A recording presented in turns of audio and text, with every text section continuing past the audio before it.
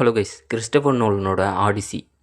So நான் இந்த படத்தோட ரிவ்யூ போடுறதுக்கு முன்னாடி இதை பற்றி நிறைய விஷயம் பேசணும்னு சொல்லிட்டு தான் இருந்தேன். ஏன்னா இப்போ இந்த படம் ரிலீஸ் ஆகி 2 நாள் ஆகுது. இதை பற்றி நிறைய டாக்ஸிக்கான விஷயம்லாம் இப்போ இன்டர்நெட்டில் போயிட்டுருக்கு. சில இடங்களில் அது வந்து பாசிட்டிவாகவும் இருக்குது, சில இடங்கள் ரொம்ப நெகட்டிவாகவும் இருக்குது. பட் அதெல்லாம் வந்து நான் அடுத்த வீடியோவில் சொல்கிறேன் ஏன் எதனால் அப்படின்னு சொல்லிட்டு. இந்த வீடியோவில் ஜஸ்ட் ரிவ்யூ மட்டும் பார்த்துடலாம். அதையும் தாண்டி நான் சில இடங்களில் இதை பற்றி கொஞ்சம் பேசிட்டேன்னா மன்னிச்சிருங்க. ஸோ இப்போதைக்கு ரிவ்யூக்குள்ளே போயிடலாம். ஆடிசி. ஸோ நான் ஸ்ட்ரைட்டாக பாயிண்ட்டுக்கு வந்துடுறேன். பாசிட்டிவ் நெகட்டிவ்லாம் அப்புறமா பார்த்துக்கலாம். ஃபஸ்ட்டு இந்த படம் ஒரு நல்ல படமா இல்லை மொக்க படமான்னு கேட்டிங்கன்னா இது ஒரு நல்ல படம் தான். ஆனால் அதே டைமில் இது அவ்வளோ நல்ல படம்லாம் இல்லை. இது ஒரு மொக்க படம் தான். திட்டுறதா இருந்தால் மூசை கேட்டு திட்டுங்க, நான் என்ன எதுன்னு மூசை சொல்லிடுறேன். இது ஒரு நல்ல படம்னா இந்த கதையை அடாப்ட் பண்ணி எடுத்ததில் இது ஒரு நல்ல அடாப்டேஷன் மூவியாக தான் இருக்குது. அதுலேயும் ஒரு சில குறைகள்லாம் இருக்குது, அதெல்லாம் நான் நெகட்டிவில் சொல்கிறேன். மற்றபடி எல்லாருக்குமே தெரிஞ்ச மாதிரி ஒரு நாவலோட ஸ்டோரி அடாப்ட் பண்ணி எடுத்த விதத்தில் இது ஒரு நல்ல படமாக தான் இருக்குது. அதேமாரி இந்த படத்தோட கதை தெரிஞ்சவங்க, இப்படி வரணும்னு நினச்சவங்களுக்கு இது ஒரு நல்ல படமாக தான் இருக்கும். ஆனால் ஜென்ரல் ஆடியன்ஸ் இல்லை மற்ற ஆடியன்ஸ் ஒரு ராவான ஆக்ஷன் பார்க்குற ஒரு வார் கேட்டகிரி படம் பார்க்கணும் அப்படின்னு நினைக்கிறவங்களுக்கு இந்த படம் சுத்தமாக பிடிக்காது. ஏன்னா இந்த கதையே அப்படி தாங்க, ரொம்ப ஸ்லோவாக ஒரு இடங்கள்லாம் போயிட்டு அங்கே இருக்கிற மித்தாலஜி எலிமெண்ட்ஸ் பற்றிலாம் தெரிஞ்சுக்கிட்டு அதுக்கிட்டேருந்து எப்படி தப்பிச்சு அடுத்த இடத்துக்கு போகிறாங்கிறத கதையாக சொல்லிட்டு இருப்பாங்க. சிம்பிளாக சொல்லணும்னா இது ஒரு ட்ராமா ஜேனருங்க. ஸோ இதில் வந்து பெரிய ஆக்ஷன் சீக்வன்ஸும் பிரம்மாண்டமான பெரிய வார் சீக்வன்ஸ்லாம் எதிர்பார்க்க முடியாது. இந்த கதையே இப்படி தான் இருக்கும். அதே மாதிரி இன்னொரு விஷயத்த சொல்லிக்கிறேன். இதுதான் நான் முதல்ல சொல்லியிருக்கணும். இந்த படம் பார்க்க போகிறவங்க எனக்கு இந்த கதையை பற்றி எதுவும் தெரியாது, எனக்கு இந்த படம் பார்த்தா புரியுமா புரியாதா, இல்லைனா இந்த படத்தோட ஸ்டோரி புரியணும்னா இதுக்கு முன்னாடியே படம் பார்க்கறதுக்கு முன்னாடியே நான் இந்த கதையை பற்றி தெரிஞ்சுக்கிட்டு வந்து தான் இந்த படத்தை பார்க்கணுமா, இந்த கதையை பேஸ் பண்ணி எடுக்கப்பட்ட மூவி சீரிஸ் ஏதாவது இருக்கா அதை முதல்ல பார்க்கணுமான்னு கேட்டிங்கன்னா இதுக்கு முன்னாடி இந்த ஸ்டோரியை பேஸ் பண்ணி நிறைய அடாப்டேஷன் வந்திருக்கு. மூவி சீரீஸ்ன்னு சொல்லிட்டு எக்கச்சக்கமான அடாப்டேஷன் இதே ஸ்டோரியை பேஸ் பண்ணி எடுத்திருக்காங்க. ஆனால் நீங்கள் அதை எதையுமே பார்க்க வேணாம். ட்ராய் இந்த ஒரு படம் மட்டும் பார்த்தா போதும். 2004 வந்தது, பிராட் பிட் தான் நடிச்சிருப்பாரு. ரொம்ப நல்லாயிருக்கும். இந்த படத்தை பார்த்துட்டு போங்க. இந்த படம் வந்து ஆடிசிக்கு முன்னாடி நடக்கிற ஸ்டோரியாக இருக்கும். அந்த படத்துக்கும் இந்த படத்துக்கும் சம்மந்தம் இல்லை, அந்த படம் எடுத்தவங்களுக்கும் இதுக்கும் சம்மந்தம் இல்லை. ஆனால் இந்த படத்தோட ஸ்டோரி வந்து ஆடிசிக்கும் முன்னாடி நடந்த ஸ்டோரியை பேஸ் பண்ணி இந்த படத்தை எடுத்திருப்பாங்க. கதைப்படி இதுக்கு அப்புறம் தான் ஆடிசியோட ஸ்டோரி நடக்கும். ஸோ பெட்டர் ஆப்ஷன் நீங்கள் ஆடிசி படம் பார்க்கறதுக்கு முன்னாடி இந்த படத்தை பார்த்துட்டு போங்க. அப்போ தான் நிறைய விஷயம் புரியும். ஏன் இந்த போர்லாம் நடந்தது, எதனால் இதெல்லாம் சொல்ல வராங்க அப்படின்ட்டு. டைரெக்டாக நீங்கள் ஆடிசி படத்தையே போய் பார்த்தீங்கன்னா அது சுத்தமாக புரியாது. ஒன்லி ஹீரோ ஃபோக்கஸ் பண்ணி மட்டும் கதையை சொல்லியிருப்பாங்க. சைடில் நடக்கிற மற்ற ஸ்டோரி, அதுக்கு முன்னாடி நடந்த ஸ்டோரியெல்லாம் அவங்க என்ன சொல்ல வராங்கன்னே புரியாது. ஸோ ட்ராய் இந்த படம் பாருங்கள், தமிழ் டப்பில் தான் இருக்குது. இந்த படம் பார்த்துட்டு அதுக்கப்புறம் ஆடிசிக்கு போங்க. ஸ்டோரி கொஞ்சம் நல்லா பெட்டராகவே புரியும். ஸோ இப்போ அந்த படத்தோட பாசிட்டிவ் பார்க்கும்போது ஃபஸ்ட்டு இந்த படத்தில் நடித்தவங்களோட ஆக்டிங், எல்லா ஆக்டர்ஸுமே நல்லா சூப்பராக நடிச்சிருந்தாங்க. அதுவும் மேக் டேமன்லாம் அந்த கேரக்டராகவே வாழ்ந்திருக்காரு. அந்த அளவுக்கு அவ்வளோ பர்ஃபெக்டாக சூப்பராக சூட் ஆச்சு அந்த கேரக்டர் அவருக்கு. அப்புறம் ஆன் ஹாத்வே அவங்களோட ஆக்டிங் ரொம்ப நல்லா இருந்தது. நான் அவங்களோட மூவிஸ்லாம் பெருசாக பார்த்ததே இல்லை. இந்த படத்தில் அவங்களோட ஆக்டிங் ரொம்ப சூப்பராக இருந்ததுங்க. என்னை பொறுத்த வரைக்கும் இந்த படத்தில் மேட் டேமனுக்கு அப்புறம் அதிகமாக ஸ்கோர் பண்ணதே இவங்க தான். அந்த கேரக்டரையும் அவ்வளோ ஸ்ட்ராங்காக கொடுத்துருந்தாங்க. ரொம்ப நல்லா இருந்துச்சுங்க அவங்களோட ஆக்டிங்கும். அப்புறம் டாம் ஹாலண்ட் ஆக்டிங்கும் ரொம்ப சூப்பராக இருந்தது. ஜண்டாயா, அப்புறம் ராபர்ட் பேட்டிசன் எல்லாரோட ஆக்டிங்கும் நல்லா இருந்தது. ஆனால் அவங்களுக்கு வந்து அவ்வளோ பெரிய கேரக்டர் கொடுக்கல. இப்போ டாம் ஹாலண்ட் ஆக்டிங் ரொம்ப நல்லா இருந்தாலும் அவருக்குன்னு கொஞ்சம் சீக்வன்ஸ் தான் கொடுத்துருந்தாங்க. அவங்களோட கேரக்டர்லாம் அவ்வளோ பெரிய வெயிட்டேஜ் இருந்த மாதிரி தெரியல. டாம் ஹாலண்ட் கூட பரவாயில்லைங்க, அவரோட கேரக்டருக்குன்னு கொஞ்சம் ஸ்டோரி போயிருக்கு, கொஞ்சம் சீக்வன்ஸ்லாம் கொடுத்துருக்காங்க. ஆனால் ஜண்டாயெல்லாம் எதுக்கு தான் கேஸ் பண்ணாங்கன்னே தெரியல இந்த படத்தில். அவங்க இந்த படத்தில் இருந்தாலும் ஒன்று தான், இல்லைனாலும் ஒன்று தான். வேறு யார் வேணாலும் பண்ணியிருக்கலாம் அந்த கேரக்டர். அதேமாரி ராபர்ட் பேட்டிசன் கேரக்டருக்கும் அவ்வளோ பெரிய வெயிட்டேஜ் கொடுத்த மாதிரியே தெரியல.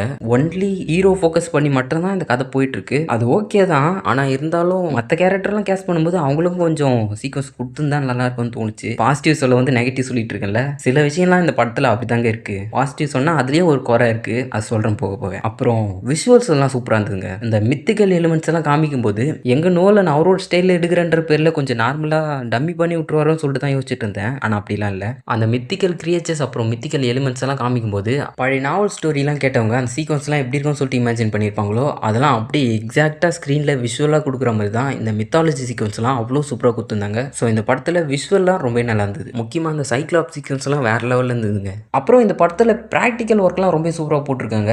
நான் அதுக்கப்புறம் சில பிஹைண்ட் த சீக்வன்ஸ்லாம் பார்க்கும்போது தான் தெரியுது இவ்வளோ ப்ராக்டிக்கல் ப்ராக்டிக்கல் ஒர்க்லாம் பண்ணியிருக்காங்களா அப்படின்னு சொல்லிட்டு. ஸோ அந்த சீக்வன்ஸ்லாம் வந்து இந்த அளவுக்கு ஒரிஜினலாக காமிக்கிறதுக்கு ப்ராக்டிக்கல் ஒர்க் தான் காரணம். அது படம் பார்க்கும்போது அந்த சீக்வன்ஸில் ரொம்ப சூப்பராக இருந்ததுங்க. ஸோ அதுக்கப்புறம் கொஞ்சம் நெகட்டிவ் பக்கம் போயிடலாம். நான் என்னதான் யோசிச்சாலும் பாசிட்டிவ் அவ்வளோ ஞாபகம் வர மாட்டேதுங்க. நெகட்டிவ் நிறைய இருக்கு. ஸோ ஃபர்ஸ்ட் நெகட்டிவ், இந்த படம் நிறைய பேருக்கு பிடிக்காதுன்னு சொன்னேன்ல. ஜென்ரல் ஆடியன்ஸ் அப்புறம் இந்த கதையை பற்றி தெரியாமல் பெருசாக இந்த படத்தை பற்றி எதிர்பார்த்துட்டு இருந்தவங்களுக்குலாம் இந்த படம் சுத்தமாக பிடிக்காது. ஸோ அது காரணம் வந்து முன்னாடி சொன்ன மாதிரி தான், இந்த ஸ்டோரி வந்து இப்படி தாங்க இருக்கும். ரொம்பவே ஸ்லோவாக ஒரு இடங்களா கதை மூவ் ஆகி அந்த இடத்துல இருக்க மெத்திக்கல் எலிமெண்ட்ஸ் எல்லாம் தெரிஞ்சுக்கிட்டு பொறுமையாக கதை நகர்ற மாதிரி தான் இருக்கும். அதேமாரி ஆக்ஷன் சீக்வன்ஸ் அந்த மாதிரி பெருசாக எதுவுமே எதிர்பார்க்க முடியாது. ஸோ நீங்கள் அந்த படம் வந்து எங்கேஜிங்காக க்ரீக் மைத்தாலஜியோட பெரிய வார பேஸ் பண்ணலாம் எடுக்கிற 300 ஸ்பார்டன்ஸ் மாதிரி படம்லாம் எதிர்பார்த்துட்டு வந்தீங்கன்னா இந்த படம் பார்க்கும்போது ஒரு மாதிரி மந்தமாக என்னடா இது இப்படி இருக்குது அப்படின்ற மாதிரி தான் தோணும். ஸோ அப்படி எதிர்பார்த்தவங்களுக்கு இப்போ சொல்லிடுறேன், நீங்கள் எதிர்பார்த்த பிரம்மாண்டமான வார் கேட்டகிரி படம் இது இல்லை.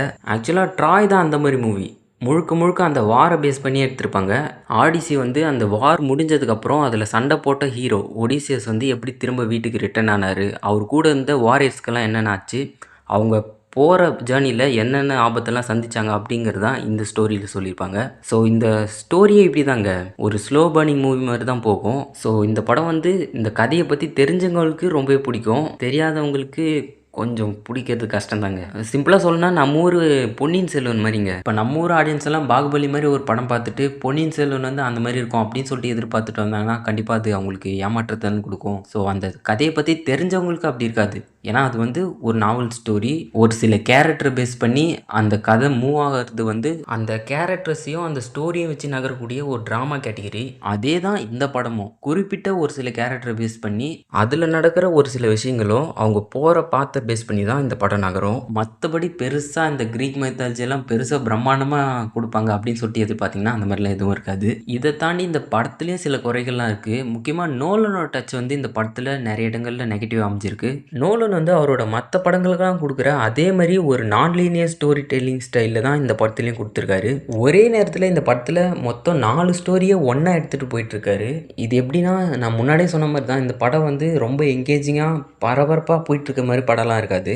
ஆரம்பத்துலேருந்தே படம் வந்து ரொம்ப ஸ்லோவாக லேகிங்காக தான் போயிட்டுருக்கும். இந்த மித்திக்கல் சீக்வன்ஸ் எல்லாம் காமிக்கிற அந்த சீக்வன்ஸ் மட்டும் தான் கொஞ்சம் இன்ட்ரெஸ்டிங்காக போகிற மாதிரி இருக்கும். ஸோ அப்படி இந்த சீக்வன்ஸ் மேலே கொஞ்சம் இன்ட்ரெஸ்ட் வந்து இந்த படத்தை பார்க்க ஆரம்பிக்கும் போது மற்ற 3 ஸ்டோரியோட சீக்வன்ஸ்லாம் நடுவில் கொஞ்சம் கொஞ்சம் அப்படியே கட் பண்ணி ஒன் பை ஒன்னாக கொடுத்துட்டு இருக்கும்போது இந்த ஸ்டோரி மேலே இருக்கிற அந்த ஒரு இன்ட்ரெஸ்ட்டும் ஒரு ஃபோக்கஸும் வந்து சுத்தமாக போயிடுது. ஒரு 10 நிமிஷத்துலேயே அந்த ஸ்டோரியிலேருந்து வெளியே வந்துடுவோம். திரும்ப மறுபடியும் இன்னொரு மித்திக்கல் சீக்வன்ஸ் எல்லாம் காமிக்கும் போது அதில் கொஞ்சம் இன்ட்ரெஸ்ட் எடுத்து பார்ப்போம். திரும்ப மறுபடியும் மற்ற சீக்வன்ஸ்லாம் கொடுக்கும்போது அந்த ஒரு இன்ட்ரெஸ்ட் வந்து போயிடும். ஸோ அந்த மாதிரி நடுவில் கொஞ்சம் லேகை போட்டு தான் எடுத்துகிட்டு போயிட்டுருக்காங்க. இதை இப்படி தான் கொடுக்கணும்னு அவசியம் இல்லை. மொத்தம் 4 ஸ்டோரி, அதில் ஒன்று வந்து டாம் ஹாலண்டை பேஸ் பண்ணியிருக்கோம். அது ரொம்பவே முக்கியமான ஸ்டோரி தான். இவர் இல்லாத இந்த டைமில் அவரோட கிங்டமில் என்னென்னலாம் நடக்குது, டாம் ஹாலண்ட் அந்த டைமில் என்னென்னலாம் பண்ணுறாரு அப்படிங்கிறது தான் அந்த ஸ்டோரியில் பேரலாக சொல்லிகிட்டே வந்துட்டு இருப்பாங்க. ஸோ அது முக்கியமான ஸ்டோரி தான். ஆனால் மற்ற 2 ஸ்டோரிலாம் அப்படி தான் கொடுக்கணும்னு அவசியம் இல்லை. முக்கியமாக வாரை பேஸ் பண்ணி ஒரு ஸ்டோரி போகும். அந்த வாரில் என்னென்னலாம் நடந்ததுன்னு சொல்லியிருப்பாங்க. ஸோ அது வந்து இம்பார்ட்டன்ட் தான். கண்டிப்பாக இவங்க சொல்லணுங்கிறதுக்காக சொல்லியிருக்காங்க. அது ஓகே தான். ஆனால் அதை வந்து ஆரம்பத்திலே சொல்லி கூட முடிச்சிருக்கலாம். இவங்க பேரலாக அதையும் கண்டினியூ பண்ணி எடுத்துகிட்டு வரணும்னு அவசியமே இல்லை. இருந்தாலும் அதையும் அப்படியே தான் கொடுத்துருக்காங்க. எனக்கு இதனால தான் நோலன் இந்த படம் எடுக்க வேணாம்னு சொல்லிட்டு மைண்டில் ஓடிட்டு இருந்து அதே மாதிரி தான் நடந்திருக்கு. எனக்கு நோலனோட ஒரிஜினல் கான்செப்டில் இந்த ஸ்டைல் இருக்கிறது வந்து ரொம்பவே பிடிக்கும். அதில் கொடுக்கறது வந்து பர்ஃபெக்டாக இருக்கும் அந்த ஸ்டோரிக்கு. ஆனால் இந்த மாதிரி ஒரு கதையை பேஸ் பண்ணி எடுக்கிற அடாப்டேஷனுக்கெல்லாம் அப்படி கொடுக்கணும்னு அவசியமே இல்லைங்க. ஸோ அந்த மாதிரி கொடுக்கறதுனாலே இந்த படம் வந்து கிட்டத்தட்ட ஒரு 3 மணி நேரம் கிட்ட போகுது. அதில் பெருசாக இந்த படம் வந்து எங்கேஜிங்காக போகிற மாதிரி நிறைய சீக்வன்ஸும் இல்லை. இம்ப்ரெசிவான சில சீக்வன்ஸ்லாம் இருக்குது. ஆனால் படம் நல்லா எங்கேஜிங்காக மூவ் ஆகி போகிற மாதிரி நிறைய சீக்வன்ஸ் இல்லை. அப்படியே லேகாக போயிட்டு இருக்க மாதிரி தான் இருக்குது. ஆனால் ஃபைனல் 30 மினிட்ஸ் உண்மையிலே தரமாக இருக்கும். அப்போ தான் கதையை வந்து ஒரு கன்க்ளூஷனுக்கு வரும். கதையை அப்போ தான் சூடு பிடிச்சி கொஞ்சம் விறுவிறுப்பாக போயிட்டுருக்கும். ஸோ ஃபைனல் 30 மினிட்ஸ் எல்லாருக்குமே ரொம்பவே பிடிக்கும். அதுவும் ஃபைனலாக மேட்டமனை வச்சு ஒரு சம்பவம் பண்ணுவாங்க பாருங்கள், அதெல்லாம் வெறித்தனமாக இருக்கும். நான் எதையும் ஸ்பாயில் பண்ண விரும்பல. ஸோ படத்தை பாருங்கள். ஃபைனல் சீக்வன்ஸ்லாம் ஓகே. ஆனால் அதை தாண்டி படம் வந்து நிறைய இடங்களில் போரிங்காக தான் போயிட்டுருக்கும். ஸோ இந்த படத்தோட லென்த் வந்து கொஞ்சம் கம்மி பண்ணிக்கலாம்னு தோணுச்சுங்க. எல்லாமே கொடுக்க வேண்டிய சீக்வன்ஸ் தான் கண்டிப்பாக கொடுக்கணும். ஆனால் கொஞ்சம் ஷார்ட்டாக சொல்லிடலாம் தோணுது. ஸோ என்னை பொறுத்த வரைக்கும் எனக்கு இந்த படமெல்லாம் பெருசாக இன்ட்ரெஸ்ட்டே இல்லைங்க. இந்த ஸ்டோரி பற்றி சொல்லும்போதே தெரிஞ்சிச்சு எனக்கு இந்த படம் கண்டிப்பாக பிடிக்காது அப்படின்ட்டு. எனக்கு இந்த மாதிரி ஸ்டோரியில் எடுக்கிற படம்லாம் பெருசாக பார்க்கறதுக்கு இன்ட்ரெஸ்ட்டே வராதுங்க. ஸோ ஒரு கதையை அடாப்ட் பண்ணி அப்படியே கொடுத்துருக்க விதத்தில் கரெக்டாக தான் நல்லா தான் கொடுத்துருக்காங்க. ஆனால் ஒரு படமாக பார்க்கும்போது பெருசாக எங்கேயுமே இன்ட்ரெஸ்ட் இல்லாமல் போகிறதுனால எனக்கு இது ஒரு ஆவரேஜ் ஃபிலிம் தாங்க. கிறிஸ்டோபர் நோலனோட ஆடிசி இந்த படம் எனக்கு பிடிக்கலங்க. ஸோ நீங்கள் இந்த படம் பார்த்துட்டீங்களா இல்லையா? உங்களுக்கு இந்த படம் பிடிச்சிருக்கா இல்லையாங்கிறத மறக்காமல் கமெண்ட்டில் சொல்லுங்கள். நான் உங்களை அடுத்து ஒரு நல்ல வீடியோவில் பார்க்குறேன். வரட்டா?